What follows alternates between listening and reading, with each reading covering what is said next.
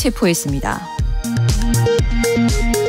정의용 외교부 장관이 대북 적대시 정책과 이중잣대를 철회하라는 김여정 북한 노동당 부부장의 요구에 대해 일방적 주장으로 한국과 미국이 받아들일 수 없다고 밝혔습니다. 지금까지 정보센터 뉴스였습니다.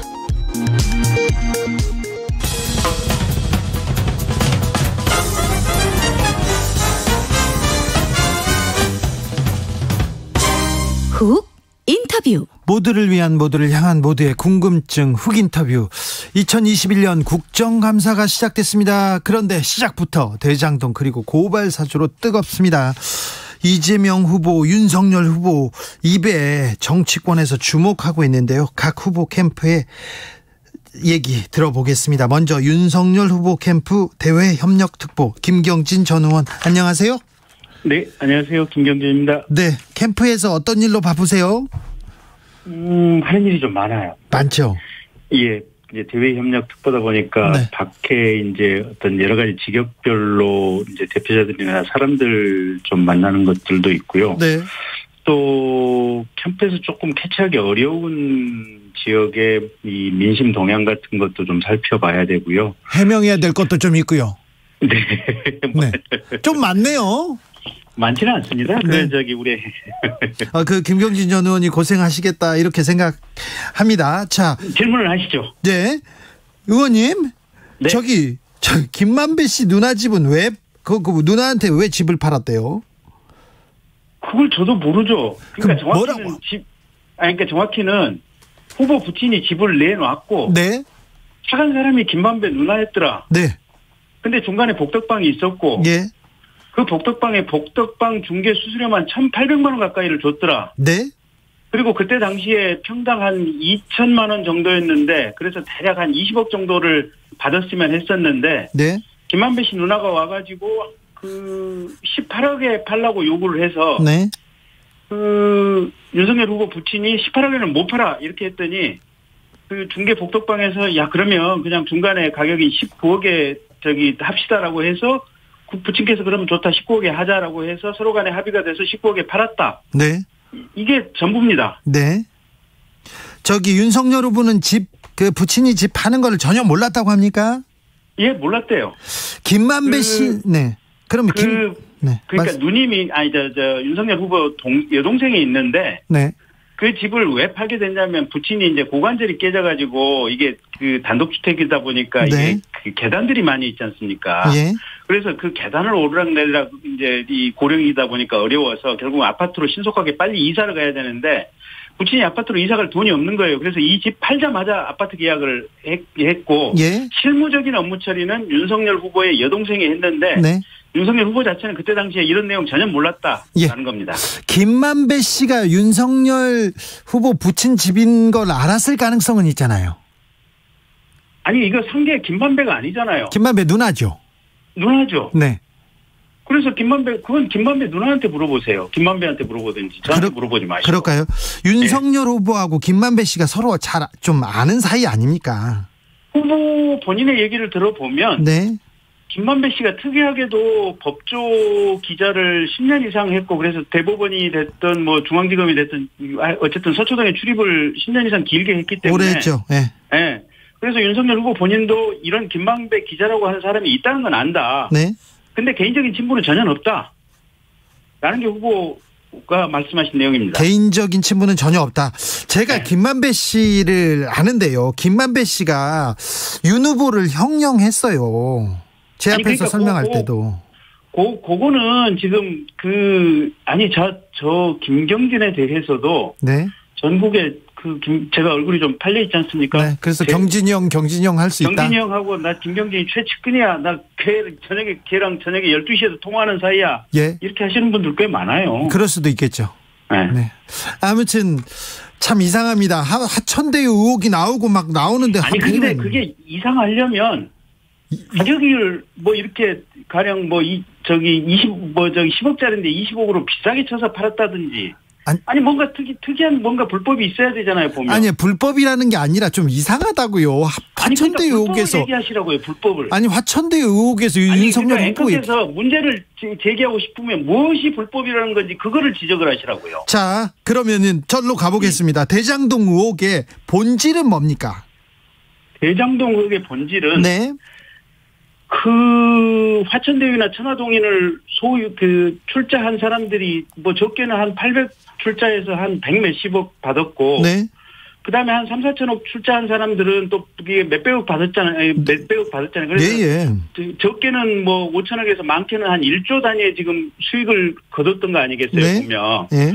그래서 이렇게 적은 돈을 출자한 사람이 그렇게 수천억씩 되는 어마어마한 돈을 벌 수 있도록 한 이 대장동 사업의 구조를 설계한 것이 도대체 누구고. 네. 그래서 그거는 이제 다채로 언론 보도에 따르면 오늘 체포된 유동규 씨라고 나와 있죠. 네. 근데 그 유동규 씨는 이재명 후보가 성남시장에 2010년도에 첫 번째 당선됐을 때 성남시 시설관리공단의 기획본부장을 했었고. 네.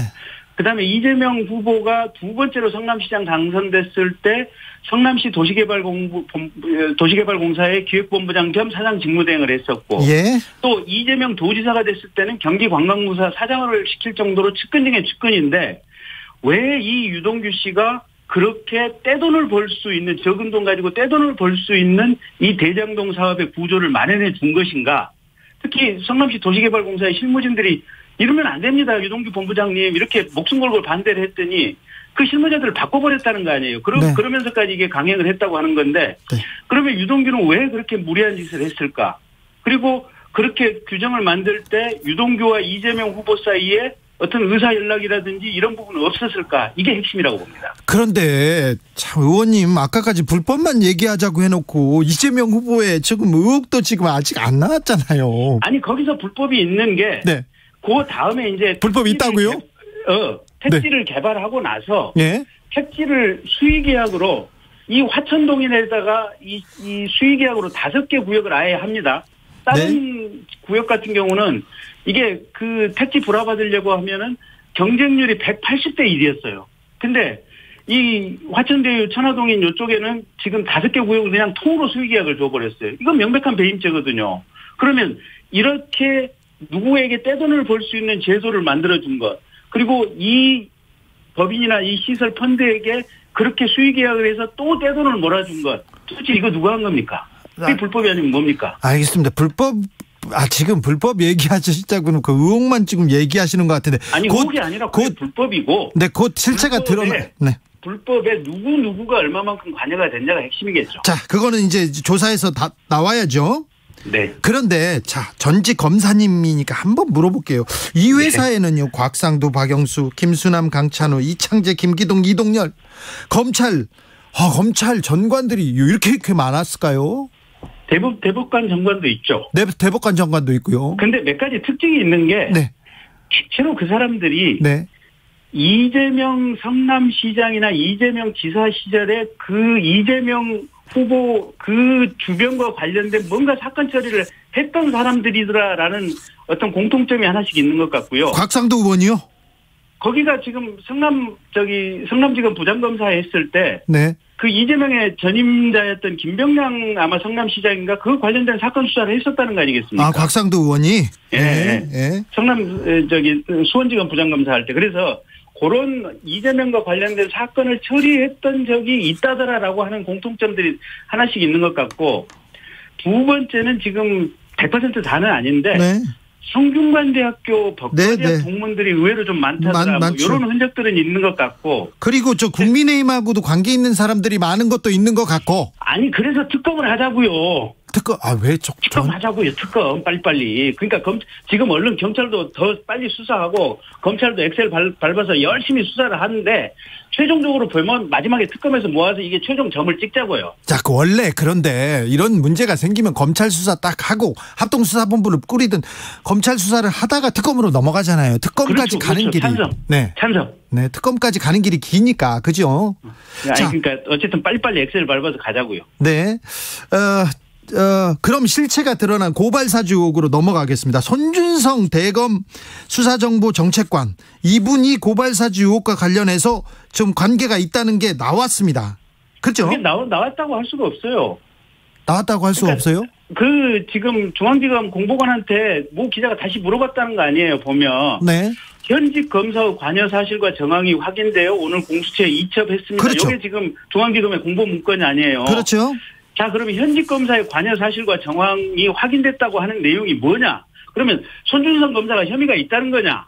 아니면 손준성 검사의 그 부하 직원인 부하 검사가 혐의가 있다는 거냐? 그랬더니 중앙지검의 공보검사가 뭐라고 하면 아니 그런 건 아닌데요. 그럼 도대체 이 현직 검사의 관여 사실과 정황이라는 의미가 뭐냐 그랬더니 애초에 조성은 씨가 주장했던 손준성 보냄이라고 보낸 이 표기가 네. 그게 조작은 아닌 것 같아. 그럼 손준성이 관여된 거가 나왔지 않습니까? 아니 근데 어쨌든 손준성이 보냈다고 하는 부분은 이 포렌식을 통해서 명확히 나온 것 같지는 않아요, 보면. 나온 것 같은데요. 아니 파일 자체가 손준성 보냄이라고 하는 표기 자체가 지금 조작이 안 됐다는 거고. 그렇죠. 예. 이러나 저러나 지금 그러니까 결과적으로 공수처에서 이미 수사를 통해서 더 밝혀내야 될 부분이다. 네. 아직까지는 확실하게 나온 건 없다. 이렇게 봐야 될 것 같아요. 아직까지는 어쨌든 윤석열 캠프에서 주장하던 제보 사주도 사실이 아닌 것이다. 이렇게 사실이 아닌 것은 아니지 않습니까? 아이, 참 아닌 것은 아니다라고 하니까 말이 참 어려운 거고요. 네. 이게 공수처에서 이제 사건을 이첩 받았으니까 네. 공수처에서 수사하는 거 좀 차분히 지켜보시게요. 지켜보자고요. 네. 네. 그래서 만약에 손준성 검사가 보냈다 이러면 당연히 손준성 검사 처벌을 해야 되고 예.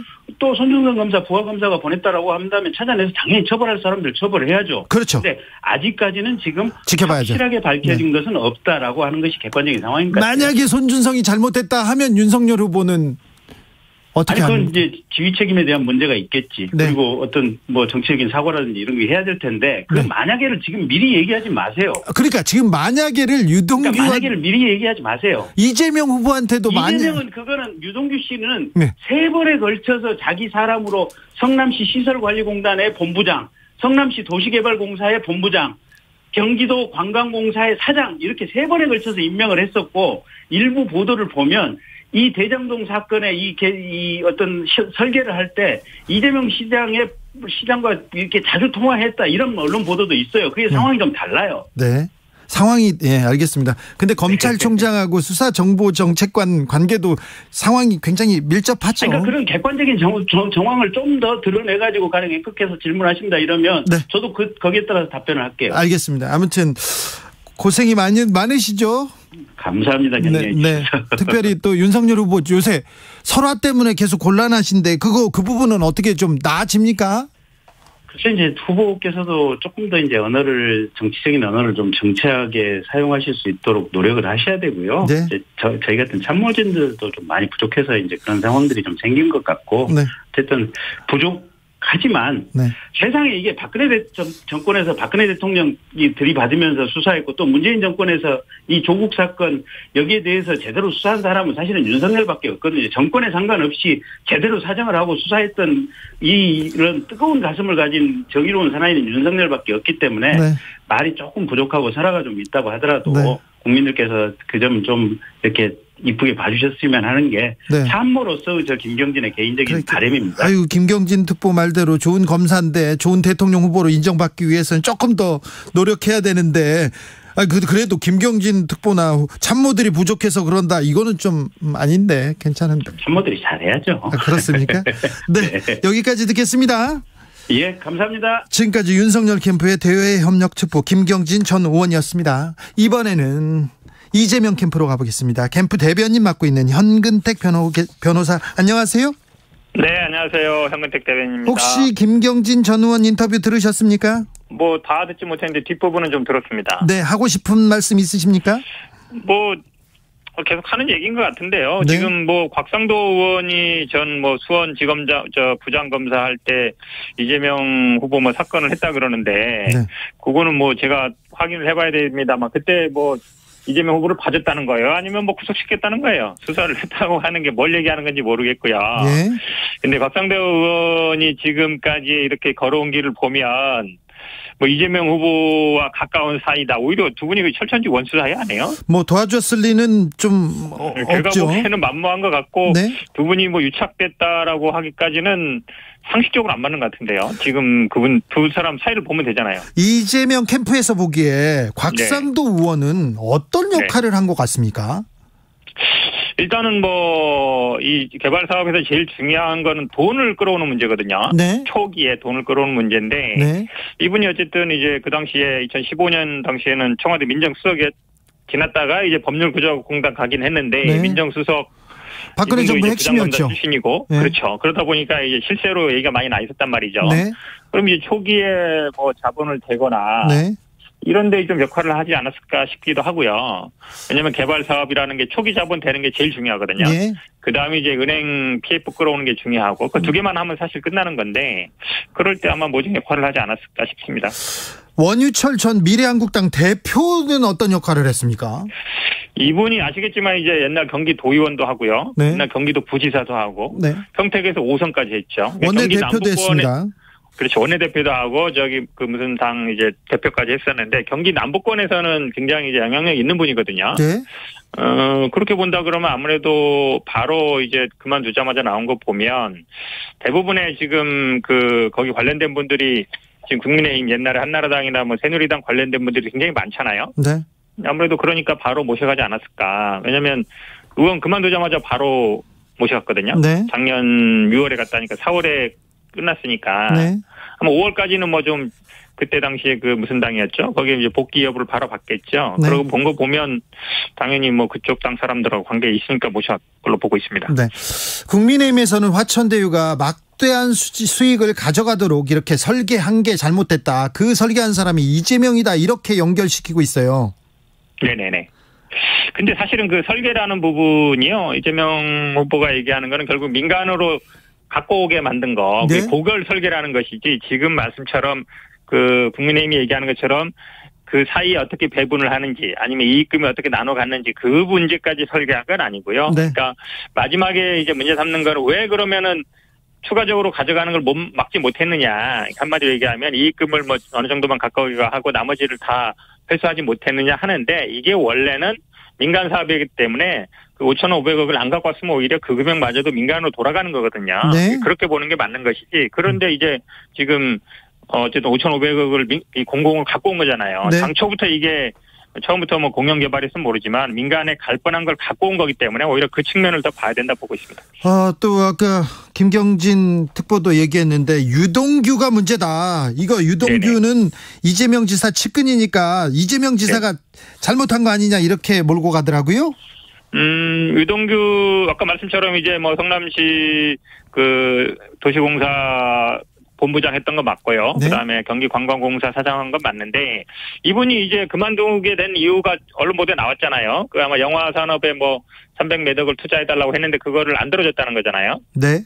그러면서 이제 그만두게 된 거라면 보통 그만둘 때 관계가 중요한데 뭐 사이가 좋게 그만둔 건 아니거든요. 그리고 지금 말씀이 지금 이제 뭐 녹취록이라든지 아니면 이 얘기들이 나오는 얘기들이 다 2019년 이후의 일이에요. 네. 그 아마 회계사가 제출했다는 녹취록도 2019년 네. 이후의 일이잖아요. 네. 그렇게 본다 그러면 2019년에는 성남시장이 아니었잖아요. 아, 예. 그렇죠. 2013년 3월에 그만뒀고 이게 분양이나 뭐 수익이 돈이 들어오기 시작한 건 2019년 이후인데 아마 그 민간 사업자들 내부에서 자기들끼리 이제 배분 문제로 싸우다가 이제 서로 녹취하고 이런 것 같은데 네. 거기에 언론 보도에도 보면은 뭐 이재명 후보는 언급조차 안 되고 있다 이런 네. 보도도 있거든요. 네. 지금 아마 이 녹취록 내용이 막 이제 언론에 나오고 있잖아요. 예. 근데 만약에 거기에 이재명 후보가 관련된 게 있다 그러면 아마 벌써 나왔을 것 같아요. 제가 보기에 이게 막 그렇죠. 녹취록이 뭐 언론에 돌아다니는 것 같은데. 그러면. 그럼요. 거기 막 이재명의 이자만 나와도 제가 보기에 아마 제일 먼저 보도될 텐데 지금 나오는 내용 보면 뭐 자기들끼리 어떻게 뭐 어디 상납했다는 얘기 나오는 것 같긴 하지만 대부분 이재명 지사에게 언급은 안 되고 있거든요. 알겠습니다. 그렇게 본다 그러면 제가 보기엔 뭐 관계는 없는 것 같습니다. 유동규 씨가 지금 이재명 지사의 측근은 아닙니까? 지금 최근에 일단 뭐 캠프에도 없고요. 그런 캠프에 없습니까? 그렇죠. 그 영화 예산 받아달라고 해도 못 받은 이후로는 대변인께 한 번만 더 묻겠습니다. 자, 유동규 네네. 씨가 이재명 지사 캠프나 이재명 지사를 위해서 지금 뛰고 있는 건 아닙니까? 안 그런 걸로 알고 있고요. 저도 모르는 사람입니다. 그리고 최근에 일단 관계가 약간 틀어졌다고 보기 때문에, 그리고 아마 오늘 캠프에서도 철저히 조사해라, 수사해라. 네.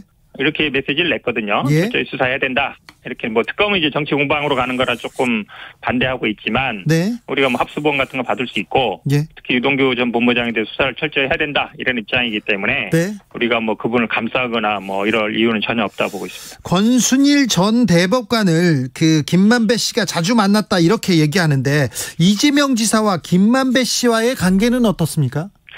그것도 제가 보기에는 예전에 인터뷰를 한번 했다고 하는데요. 네. 인터뷰한 사람이 1,000명도 넘으니까 그 중에 한 명일 것 같고, 김만배 그분이 법조 출입 기자였잖아요. 네. 법조 아마 저도 언론 보도를 봤는데 전후에 왔다 갔다 그러는데, 네. 아마 그 전에도 왔다 갔다 한 게 많이 있을 거예요. 전후로 따지면. 왜냐면 네네. 이분이 기자 그거를 그만두지 않은 상태에서 계속 이 사업을 했잖아요. 예, 그렇습니다. 그럼 이제 거기 아는 사람이 있으니까 이제 썼을 것 같은데, 그거를 앞뒤로 이렇게 연결해가지고 판결 전후에 왔다 갔다. 그러니까 로비했을 거 아니냐. 이렇게 보는 건 아닌 것 같고, 그분이 어쨌든 그분하고 알고 지냈고, 그러면 이제 보통 아는 사람 이렇게 쓸 때 아마 써놓은 것 같은데, 아니면 동료 기자로 써도 되고, 대법원에 수시로 왔다 갔다 한 사람이잖아요. 예, 그런데 제가 보기에 그거를 이거랑 연결하는 건 좀 무리가 있는 것 같습니다. 이재명 지사하고 인터뷰를 한 적은 있지만, 이재명 지사하고 친분이 있거나 깊거나 왕래가 오가고 그런 사람은 아닙니까? 김만배 씨하고? 아니, 그분이 이제 법조 출입을 했잖아요. 네. 법조 출입하신 분들 보면 대부분 서초동 인근에 다니세요. 네. 보통 지방에는 지방 다니는 지역의 취재 기자들이 있거든요. 네. 성남시장 하시는 법조 기자들이 성남시까지 오는 일이 흔히 있겠어요. 네. 제가 보기에 잘 상식되지 않고요. 관계가 별로. 어쩌다 인터뷰 한 번 정도 할 수 있을 텐데, 그거야 그 당시에 이재명 시장도 가끔 중앙지에 나가는 정도였기 때문에. 네. 제가 보기에 서초동에 있는 법조 기자가 성남시장까지 친할 이유는 제가 보기에 없는 것 같습니다. 대변인께서 정찬민 전 용인시장 구속영장이 청구됐는데요. 이분하고 성남시장을 비교하는 글을 썼는데, 이거 어떤 의미입니까?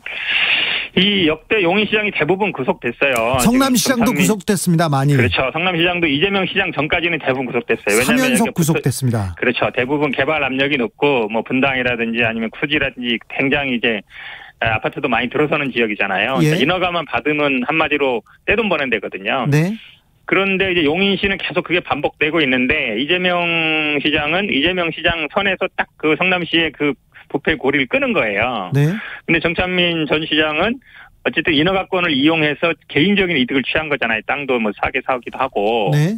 다 그렇게 해왔거든요. 네. 근데 이재명 시장은 그 인허가권을 공공을 위해서 쓰면서 구시가지의 개발을 위해서 도로라든지 이런 걸 위해서 5,500억 정도를 공공으로 회수한 거잖아요. 네. 그러니까 개인적인 인허가권을 개인적인 이익을 위해서 쓰느냐 아니면 공공을 위해서 쓰느냐. 그게 네. 결국은 이재명 전 시장과 지금 정찬민 전 시장의 가장 큰 차이다, 이렇게 보고 있습니다. 정찬민 의원은 국민의힘 소속이죠?